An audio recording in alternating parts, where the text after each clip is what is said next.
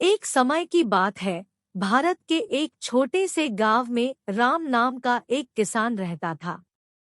वह एक मेहनती व्यक्ति था जिसने अपना पूरा जीवन अपने खेत पर काम करते हुए बिताया। उसके पास जमीन का एक छोटा सा टुकड़ा था जो उसे अपने पिता से विरासत में मिला था, और वह उस पर फसल उगाने के लिए दिन रात काम करता था। राम एक साधारण व्यक्ति थे जो कड़ी मेहनत और ईमानदारी के बल पर विश्वास करते थे।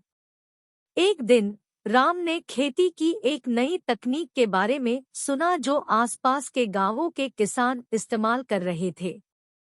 फसलों की पैदावार में उल्लेखनीय वृद्धि करने के लिए कहा गया था। राम को दिलचस्पी हुई और उन्होंने इसके बारे में और जानने का फैसला किया। उन्होंने पड़ोसी गांव की यात्रा की और एक ऐसे किसान से मिले जिसने इस तकनीक को सफलतापूर्वक लागू किया था। किसान ने अपना ज्ञान राम को बताया और राम प्रभावित हुए। उन्होंने इस तकनीक को अपने खेत में लागू करने का फैसला किया। नई तकनीक के लिए एक विशिष्ट प्रकार के बीज की आवश्यकता थी जो स्थानीय बाजार में आसानी से उपलब्ध नहीं था। राम ने इसकी खोज की और अंत में बीज बेचने वाला एक व्यापारी मिल गया। हालांकि बीज महंगा था और राम इसे खरीदने का जोखिम नहीं उठा सकता था। उसने एक स्थानीय साहूकार से कर्ज लेने का फैसला किया।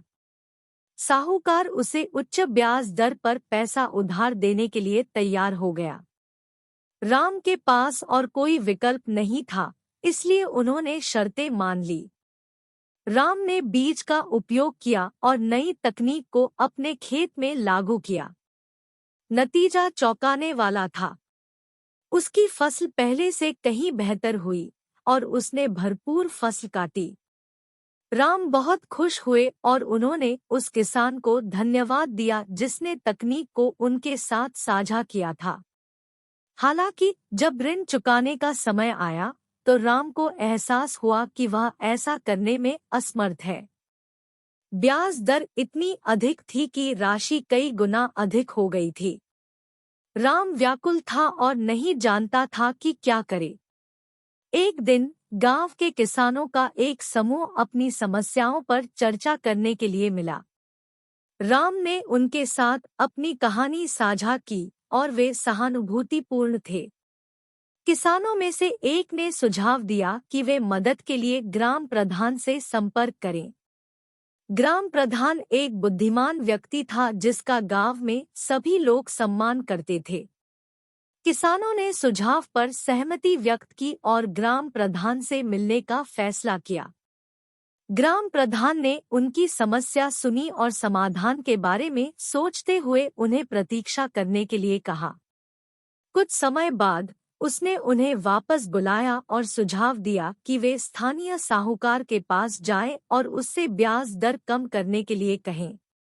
उसने उनकी ओर से साहूकार से बात करने का भी वादा किया। किसान पहले तो हिचकिचा रहे थे, लेकिन ग्राम प्रधान ने उन्हें आश्वस्त किया कि यह सही काम है। उन्होंने साहूकार से संपर्क किया, जो शुरू में शत्रुतापूर्ण था। हालांकि काफी समझाने बुझाने के बाद वह ब्याज दर घटाने पर राजी हो गए। किसानों को राहत मिली और उन्होंने ग्राम प्रधान को उनकी मदद के लिए धन्यवाद दिया। राम को एहसास हुआ कि उन्होंने एक मूल्यवान सबक सीखा है। वह समझ गया कि साहूकारों से कर्ज लेना अच्छा विचार नहीं है और ग्राम प्रधान या समुदाय के अन्य सम्मानित सदस्यों से मदद लेना हमेशा बेहतर होता है।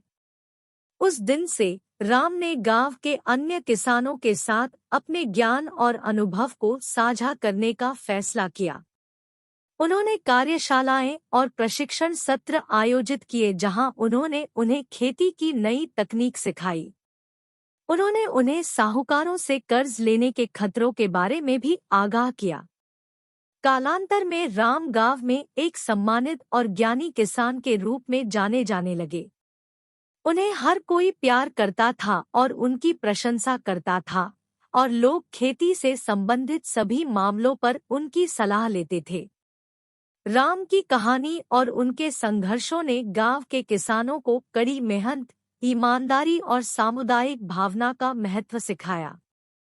उन्होंने सीखा कि एक साथ काम करने और एक दूसरे का समर्थन करने से वे किसी भी चुनौती को पार कर सकते हैं।